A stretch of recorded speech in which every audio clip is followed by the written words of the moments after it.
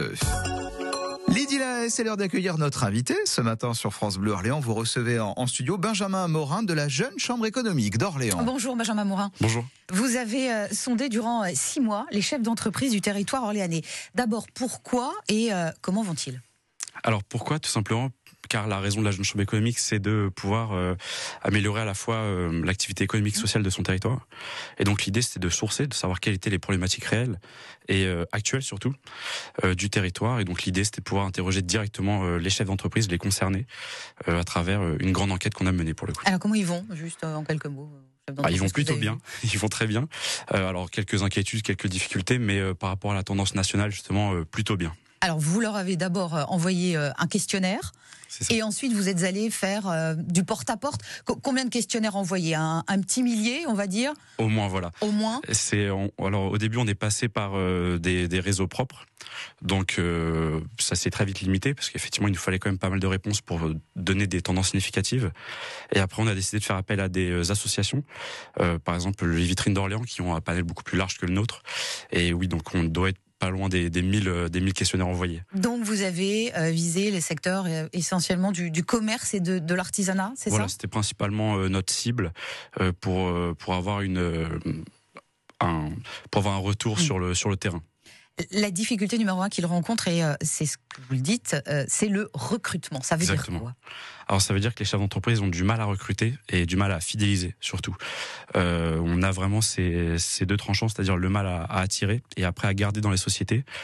Et donc ça porte vraiment sur à la fois les candidats qualifiés et sur les attentes des candidats. En fait, il y a souvent une dissonance entre ce que peuvent offrir les entreprises et ce qu'attend le marché de l'emploi.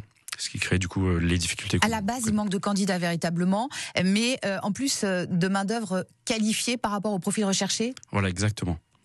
Alors aujourd'hui, on a beaucoup de pôles de compétences sur la région qui nécessitent des compétences certaines, et parfois les candidats ne les ont pas, ou parfois pas assez en tout cas.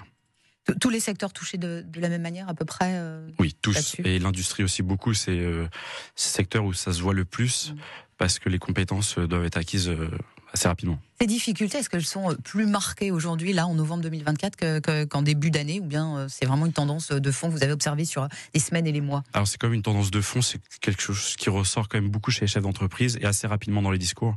Donc ça reste une tendance de fond quand même. Sur l'année, il n'y a pas vraiment eu d'évolution depuis le début de l'année, ça reste...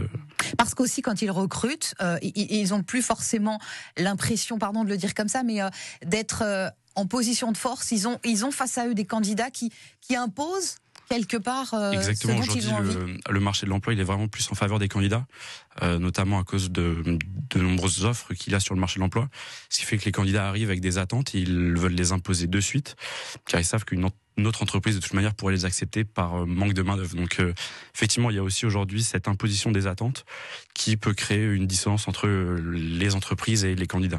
Alors un autre problème souvent mis en avant et que met en avant l'enquête que vous avez dirigée, c'est la paperasse. Les chefs d'entreprise véritablement réclament une simplification administrative. Exactement, c'est vraiment quelque chose qui ressort le plus et qui a vraiment été mis en avant, surtout quand on a été au contact des chefs d'entreprise. Dans les 2 minutes de notre conversation, ce qui ressortait le plus, c'était la complexité administrative. C'est-à-dire, effectivement, moi aujourd'hui, mon activité elle marche, je pourrais me développer, mais je le fais pas, tout simplement parce que ça va me créer beaucoup d'ennuis administratifs et de surcroît, je vais avoir des problèmes de recrutement. Donc pourquoi me mettre dans une situation de difficulté ? C'est un frein, véritablement. Voilà. Ça les bloque. C'est vraiment un frein et ça bloque vraiment beaucoup le développement de certaines entreprises. Alors souvent les plus petites, parce que souvent par exemple le chef d'entreprise est seul, c'est le seul maître à bord, il doit tout faire, tout gérer. Et donc là, la complexité administrative est décuplée chez petits chefs d'entreprise entre guillemets. Alors tout ça, vous allez en parler ce soir, donc lors de cette grande conférence débat de restitution à la CCI. Il n'y aura pas que des chefs d'entreprise, que des patrons autour de la table, loin de là. Exactement, non, on a voulu vraiment convier l'ensemble des acteurs du développement économique et également social. Le recrutement, il y a aussi une grande part sociale. Et donc, par exemple, on aura le directeur régional de l'URSSAF, on aura la présence de France Travail, de DevUp. Et l'idée, voilà, c'était de pouvoir réunir l'ensemble des acteurs autour d'une même table et mettre en œuvre les différentes solutions qui peuvent exister. Oui, parce qu'il est important que chacun ait en tête finalement les difficultés économiques du territoire. Justement, comment se porte qu'est-ce que vous diriez? Comment se porte voilà, l'économie de notre territoire orléanais? On le disait, il y a des pôles de compétences qui tirent effectivement tout cela vers le haut. On pense forcément à la cosmétique, mais d'une manière générale, comment ça va alors qu'on voit bien qu'il y a des plans sociaux un peu partout dans différents domaines actuellement? Pour le coup, notre région, je pense, est quand même est très dynamique d'un point de vue économique. On a des chefs d'entreprise qui aujourd'hui portent de belles sociétés, qui n'hésitent pas de plus à s'engager dans d'autres associations. Par exemple, en tête, j'ai Didier Bourriès qui s'engage auprès du RCO également, en plus de sa société.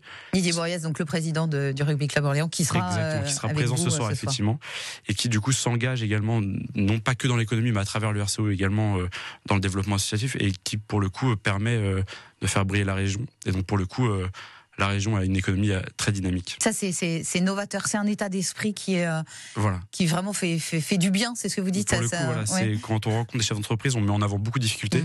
Mais on sent vraiment aussi une certaine envie de leur part de se développer.